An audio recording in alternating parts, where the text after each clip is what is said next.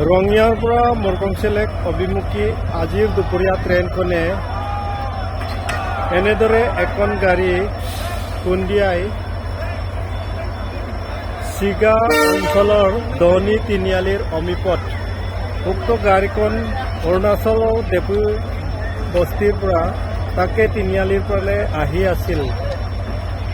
ট্ৰেইনখনে গাড়ীখনক প্ৰায় 1 কিলোমিটাৰ খুন্দিয়াই লৈ যায়। উক্ত গাড়ীটো ৰাইজে বহু চেষ্টা কৰি আঁতৰাবলৈ চেষ্টা কৰি আছে যদিও উক্ত গাড়ীখন আঁতৰাবই পৰা নাই।